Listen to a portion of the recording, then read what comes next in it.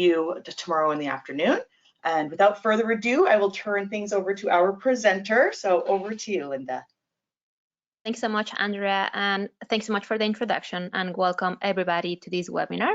So Andrea was saying it right. We will be speaking today about healthy eating during these interesting times that we're living. I think you will all agree about this being the first time that we are going through something like this. And all the time we get different recommendations. I mean, changing day to day, and also across Canada, the information may be different and maybe changing quickly. So for today's presentation, I try to include information that would cover different concerns, also different situations, and of course, as Andrea was mentioning, your questions will be welcome at the end of the presentation. I will also share my email at the end of this presentation, so you can all be in touch with us, with InspireHealth, and with myself if you want to discuss further anything related to this topic or something else related to nutrition. So I will start today by presenting a little bit about my workplace, InspireHealth, in case you don't know about us, and I want to share some little pieces about us in case you can benefit from any of the services that we offer. And of course, most of the presentation will be spent speaking about nutrition. So I have here some of the topics that we will cover, something like changes affecting the food, the nutrition, but also many people feel really interested about the role of nutrition in immune health, as well as mental well-being. We have been hearing a lot about, the stress, the anxiety, and also how mental health is really important to take care of in these moments. So I will also be covering a little bit about nutrition and this mental well-being. So to start with, I want to say that InspireHealth is a non-for-profit organization. We were funded in 1996, and right now we receive some funds from the BC Ministry of Health, but at the same time we rely on donations from the community. So these funds from the Ministry of Health, as well as the donations from the community, allow us to provide many different services and different classes, for example, or the opportunity to meet with different clinicians at no cost for patients. So for patients in British Columbia, we usually have the opportunity to meet with them in person in one of the offices in Vancouver, Kelowna, and Victoria. Although, as you can imagine right now, we are not seeing patients in person. So we are mainly using these, what we call the virtual center. So this virtual center has been used traditionally for patients that live across Canada. Of course, right now that's what we're using mostly. So we have every appointment, every class, every service using Zoom, and anyone across Canada, if you want to be in touch with us, like this is a service that we have all the time with coronavirus self-isolation or not. So feel free to also be in touch with us that way. So we support people with cancer and their families to play an active role in their own care, and all the services that we have, as well as all the programs, they are based on lifestyle approaches, and everything is based on science. So we're not just like creating or inventing some things. We're providing lifestyle modifications that have been proven to help. So all the programs and services that we offer are planned to help with stress reduction. And the reason of this is because we know that stress has a really important role on health by suppressing actually the immune function. So like high stress chronically can have this suppressing role of the immune function. And of course, like for anyone with cancer or otherwise, we want the immune system to be working properly. But also we know that sometimes managing the stress takes a lot of practice. And we know also, like I have many patients sharing with me that even after they finished, like someone, they got a diagnosis of cancer and they finished the treatment, some feelings of fear and stress can still be around, and even more in these moments where like the lifestyle and the way that the dynamics of our life are changed. So with this, what I want to say is that we are always really happy to offer different options for people to manage the stress. So not only with nutrition, but also we have some other programs like exercise, meditation, and so on. So I will mention some of them at the end. So who is eligible? Anyone with a current or past cancer diagnosis that has a personal health number and is 16 years old or older. So there's no right or wrong time to join. You can come right after diagnosis. Some people start meeting with us during treatment, and also some people stay with us or like start seeing us even after the cancer treatments are completed. Some people, like they find out about us when they have been survivors for 10 years, and there's no wrong time to join our programs. So also there's some patients that maybe they decided or they were not offered to have any treatment. So we also are always happy to meet with those people. And you don't have the need to speak with your doctors for a referral. You can just self-refer. So you can call us, you can go online, you can send us an email, and you can just start the journey with us. And something that I didn't say, but it's really important, is that we welcome you as you are, but also if you want to bring family, friends, or anyone that that can be supportive to you, we are always happy to have those people participating in our programs. So as I was saying before, we are living a really unique moment in the history. And many patients have shared with me some challenges about food availability, for example. Sometimes for other people, they feel that they are eating too many of those comfort foods, for example. So we could, of course, spend this whole hour speaking about the food industry, the economic side of these problems, but today I'm mostly interested in speaking of easy things that we can do at home. So something to start with is the access to food. Some patients speak about, for example, not being able to find flour or yeast, as it seems right now that everybody is really interested in baking bread. And for others, I mean, that's not a problem, but at the same time, sometimes you may be going to the store and maybe you don't find the fruit that you like, or maybe you don't find the brand that you like, or you don't find those specific foods that are normal in your house. And also sometimes for some people, these changes means that they're shopping less, right? So instead of like going every day, every other day to the grocery store, they're going once a week or even once every 2 weeks. So some people, for example, shared with me that, it's challenging sometimes to do the calculations of the food in terms of the money that they spend, but also in terms of how much they buy. And sometimes they have to like complete a different visit to the store just to get the foods that were finished too quickly, or sometimes they have too much food left. There are also some limitations for some people around ordering food, for example, and for other people, as I was mentioning, it may be a problem of budget. So some options for you I have here. So the first one is more than an option, is an invitation for a workshop that was put together by the nutrition team at InspireHealth, and it's going to be, we will be talking about menu planning and shopping on a budget. I still don't have a date, but the date will be available soon in our website. So please just visit the website and you will be able to see the dates and the links for that workshop. Other than that, of course, asking for help is always an option, but also right now may be a good time to eat more of those simple recipes, simple foods with perhaps less ingredients, but that can be equally nourishing. If you don't have one ingredient, also be flexible. And I don't know, like you can use maybe a similar ingredient. One example that I can give you is at home, like we love hummus, right? And for any reason, for some weeks we were not able to find tahini, and I didn't have anything left at home. So we tried to be a bit flexible here.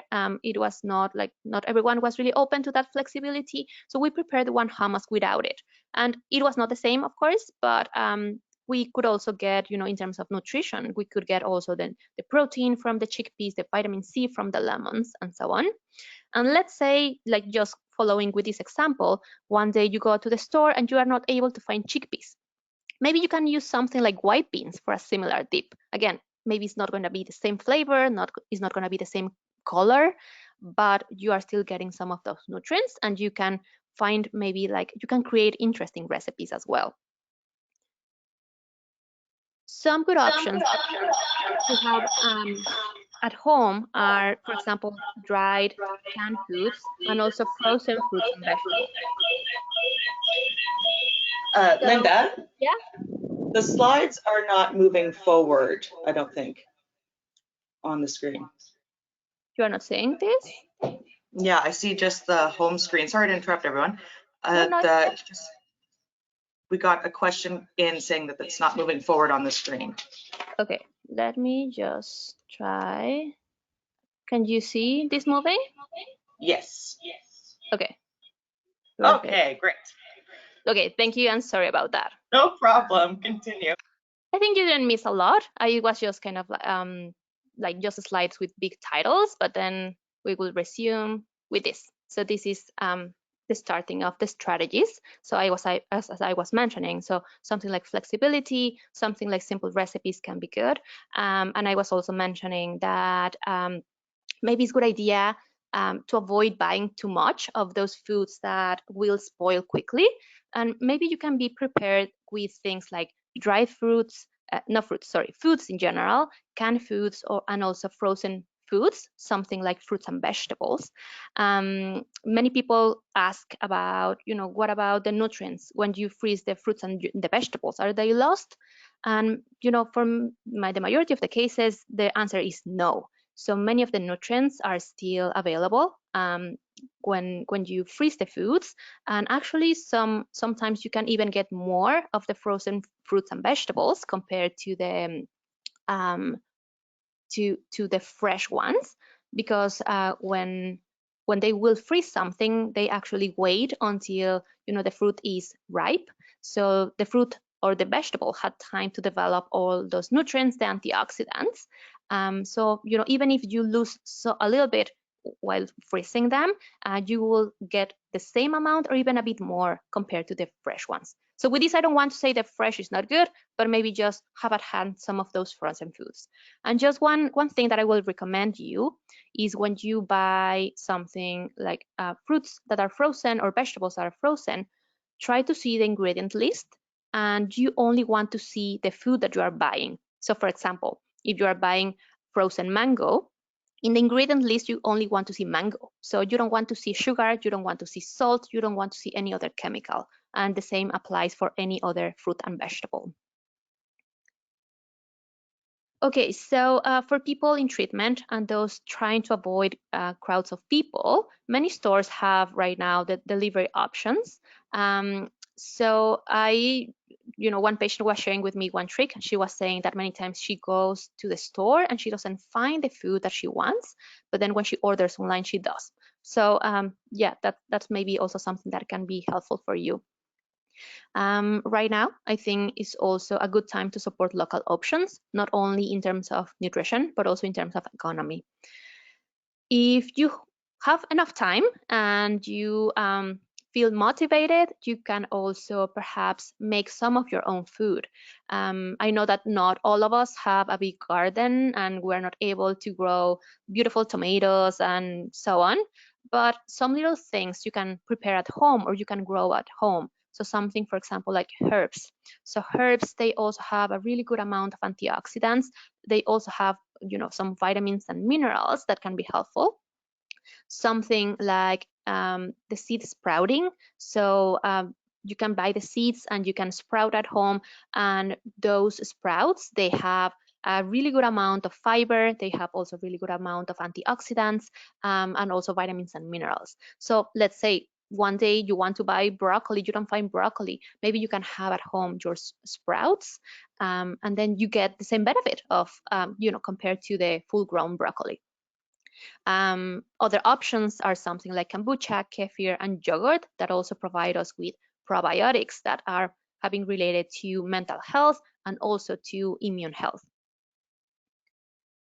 If you are struggling because you have many changes to your normal routine, maybe you can also apply a bit of flexibility, as I was mentioning with the recipes, or even for some people, it has been working to create a different routine.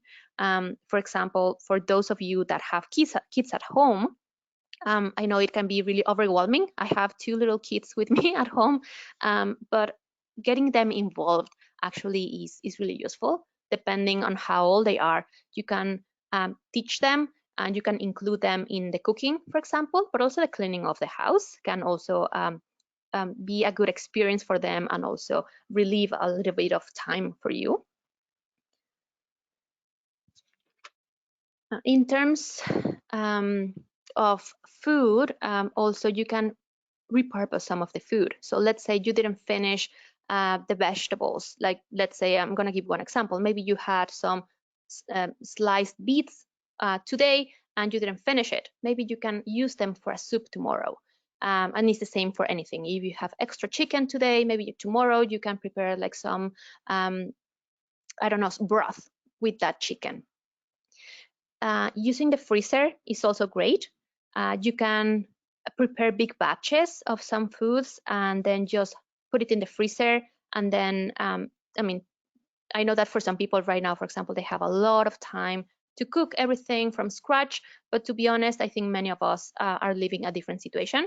And even if we're at home, we're busy. So just cooking, and I have some examples here. So something like smoothies, applesauce. You can prepare a big amount and then put it in muffin tins and then put it in the freezer. So later on, when you want some smoothie, you don't have to prepare everything from scratch, especially if you are using a lot of ingredients or it takes you a lot to chop and to like get the right amounts.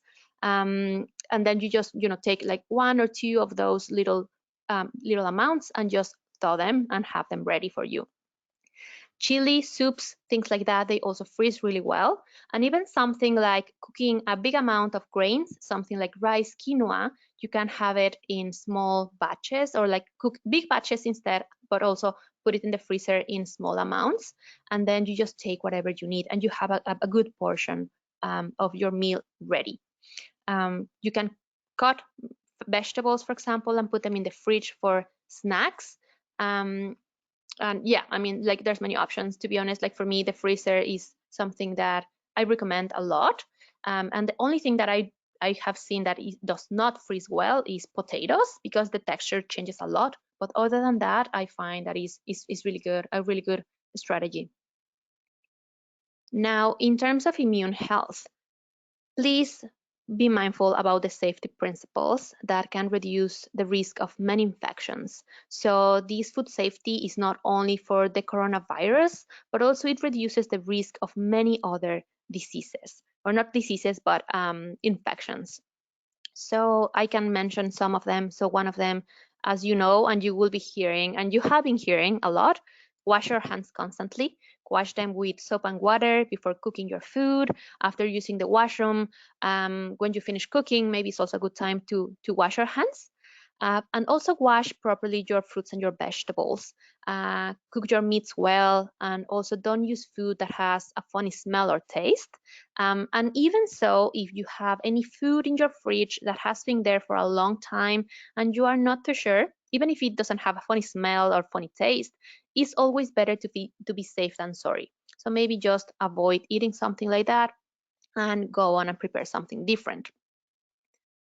At the same time, not only those food safety principles can help, because there's also some foods that can provide you with nutrients that we know that have a role in the immune system. So one of them is in the group of the carbohydrates. So the carbohydrates, something like fruits, vegetables, whole grains, they have a role as prebiotic.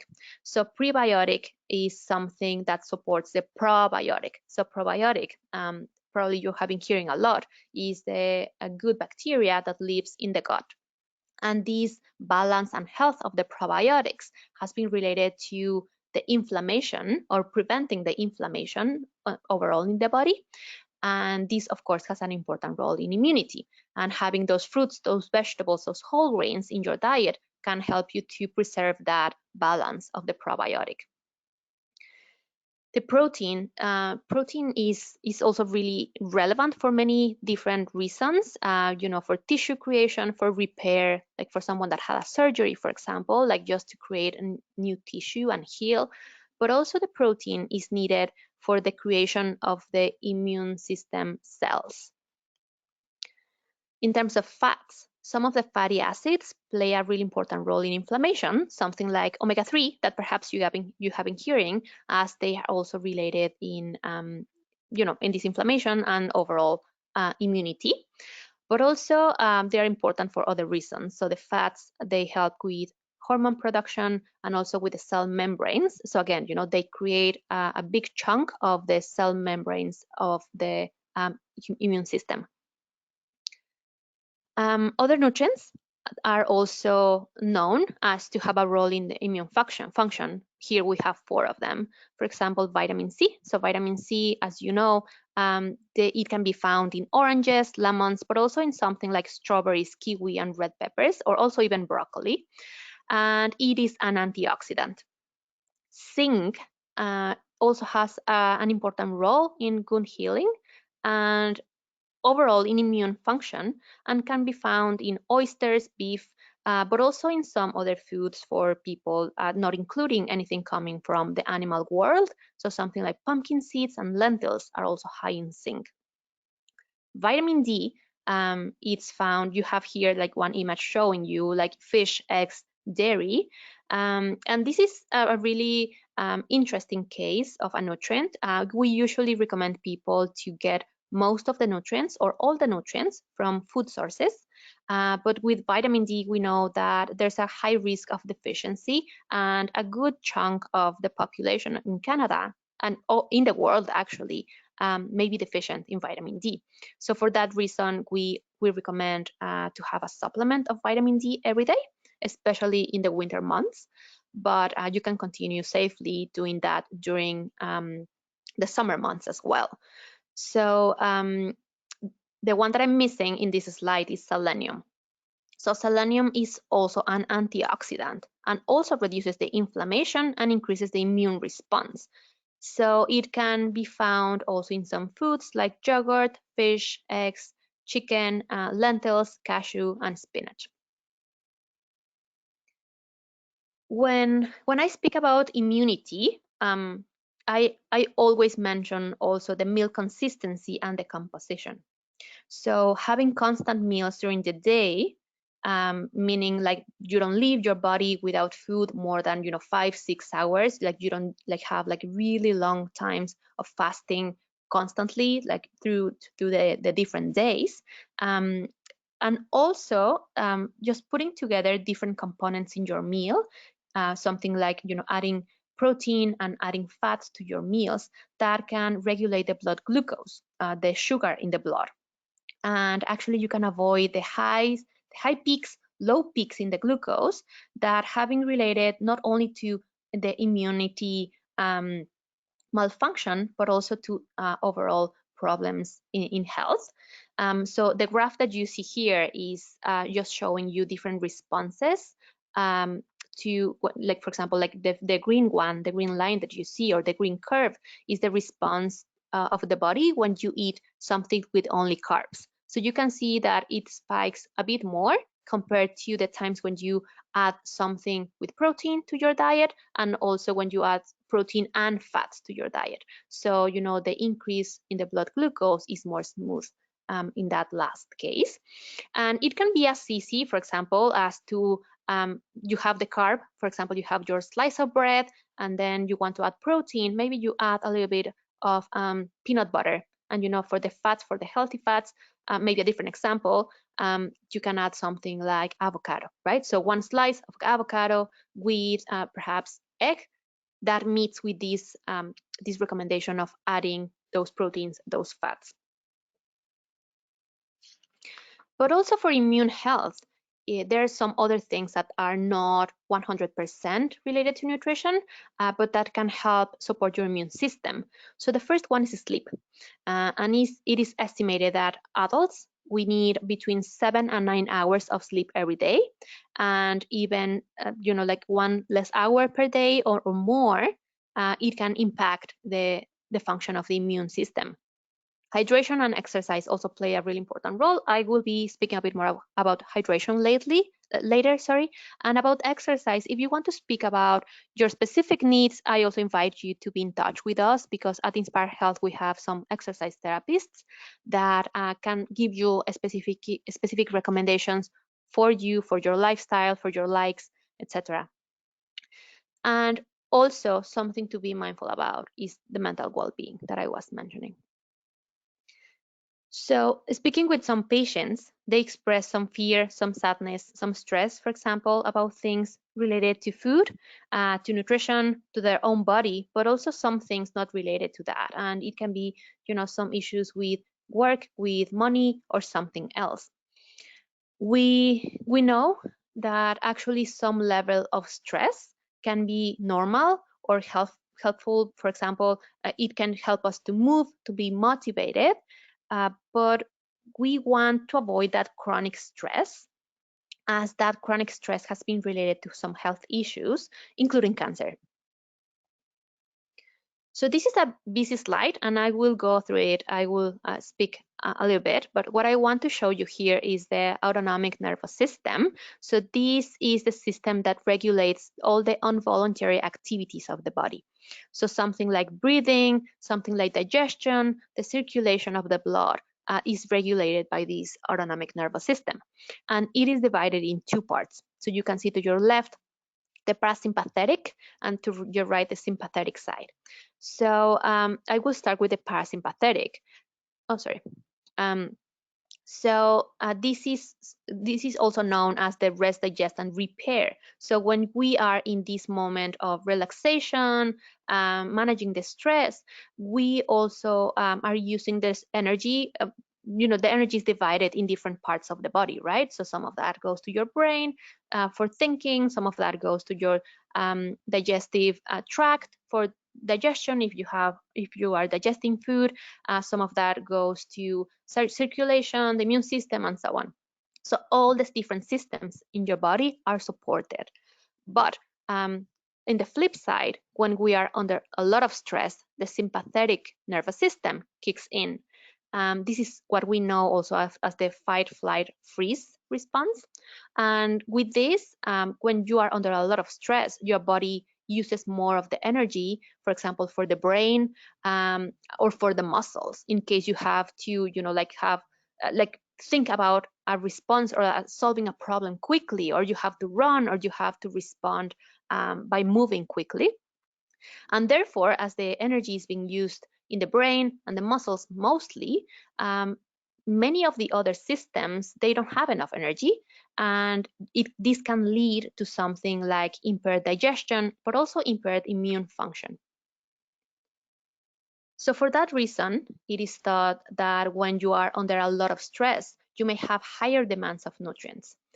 My recommendation, as I was mentioning before, is always to get your nutrients from whole food sources, and also ideally from less processed options.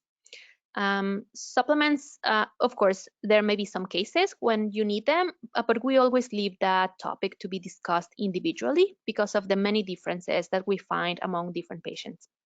In any case, I was mentioning some of the roles of carbohydrates, protein, and fats. For immunity, in this case, they also have some roles for mental well-being. For example, they provide you with different nutrients that I will speak in a little bit. Okay, so I have a big list of nutrients here and also some examples of them. I don't pretend that you remember all of them or copy them really quickly. So this is just to show you how the different nutrients can be found in many different sources, right? So the idea is for you to have different foods, have a variety, include many different types of foods, but also many different food groups. So I will just be mentioning really quickly some of the benefits about some specific nutrients that I have here. So something like magnesium has been related, for example, with relaxation. Vitamin B6 and B12, they are related to the creation of the neurotransmitters. something like fatty acids like the omega-3 and the probiotics. They have a lot of new information around its role with the brain, the anxiety and mental well-being, for example. So as you can see here, you can just following a diet with many different ingredients can make sure that you have enough of all those nutrients. And about hydration. So hydration has been linked to immunity. I didn't mention it before, the why, but mostly is because it helps us to get rid of the toxins and other substances that could otherwise damage the body. But it's really interesting that has also been related to mood, to concentration, and also to the levels of cortisol. So cortisol is the stress hormone. And we have seen in research that dehydration actually has a link with the increased cortisol in the body.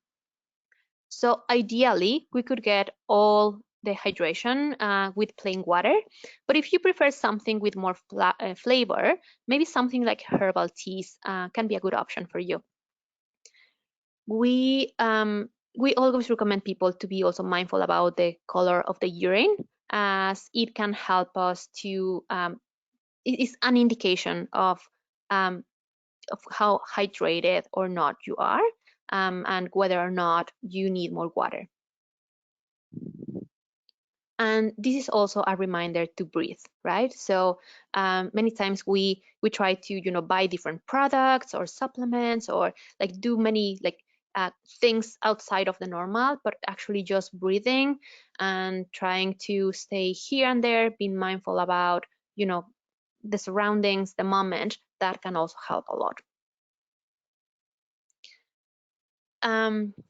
For me, it's also really important to see how many people that come to see me, for example, they say, I want to decrease the stress, but also nutrition, and my diet is also that is stressing me more, right? So something to keep in mind is that healthy food doesn't have to be expensive.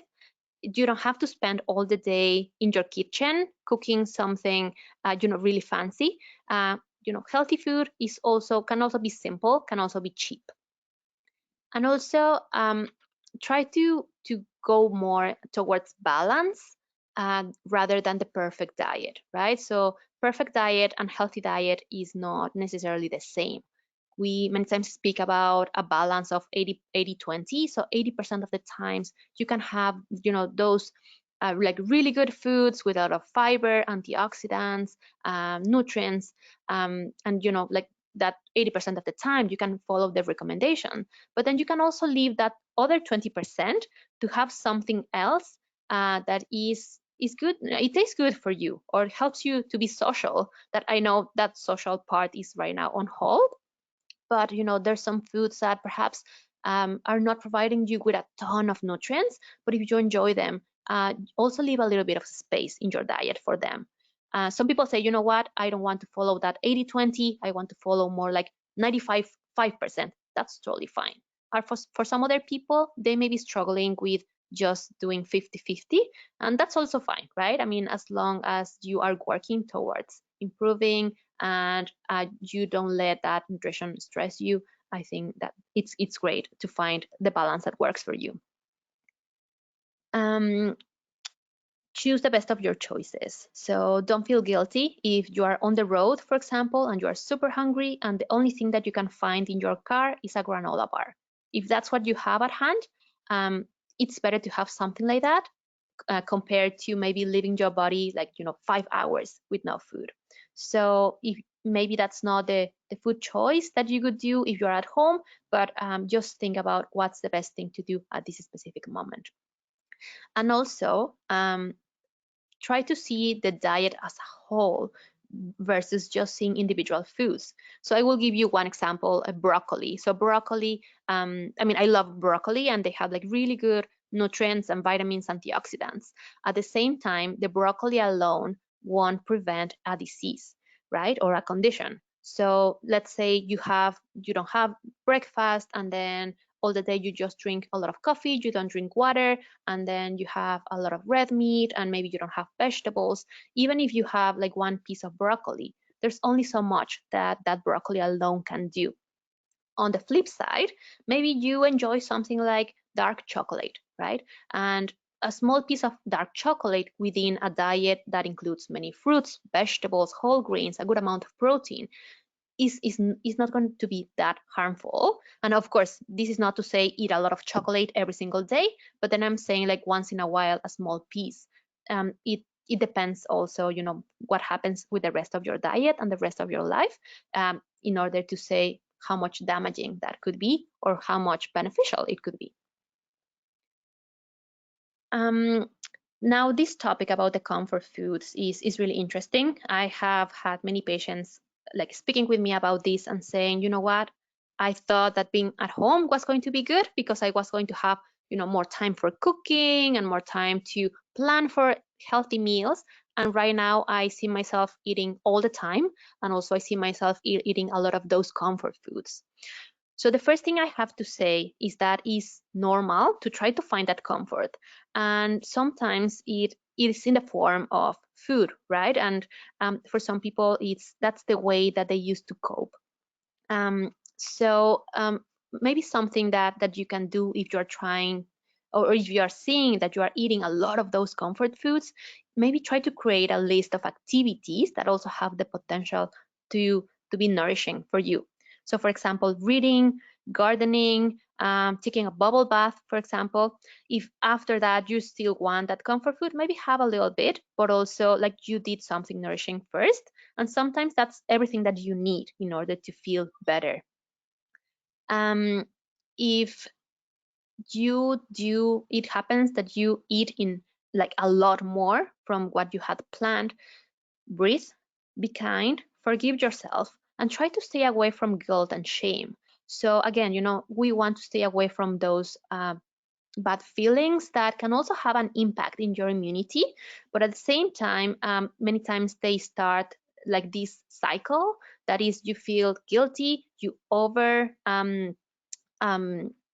you try like to over restrict to compensate, and then because you over restrict, you feel like more cravings or more hunger, and then it goes again, you know, the overeating and then the guilt, and then again, you know, like the over whatever, right? So what I'm trying to say is that it's a cycle that we know that is not beneficial like in any way. So maybe try to forgive yourself, avoid the guilt, and just break that cycle.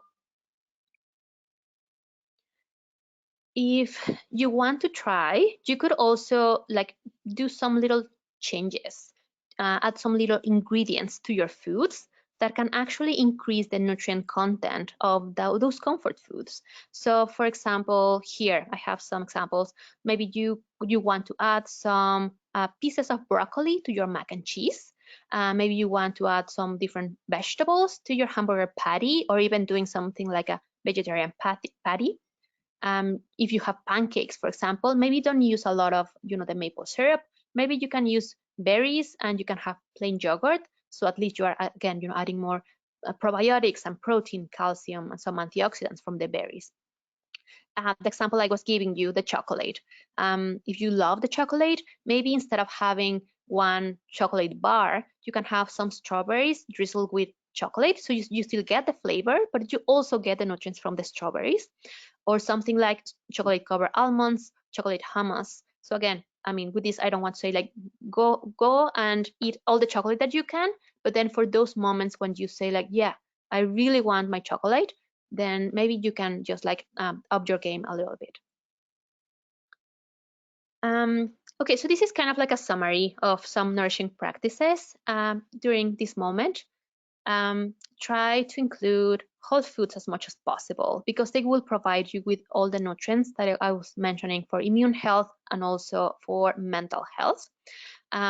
Try to include, of course, also whole foods in the form of carbohydrates, so the less processed ones, something like fruits, vegetables, whole grains, because of the fiber and, you know, the help with the digestion, but also with the gut flora, these probiotics. Try to balance the blood sugar by adding protein and fat to the meals when you are including a carbohydrate. Also try to be mindful about the routine. hydrate yourself, drink water, and especially now that the weather seems to be improving a little bit, it may be also easier to get that water in, and also rest and enjoy your meals. Here I have some examples of how the nutrition team at InspireHealth can support you.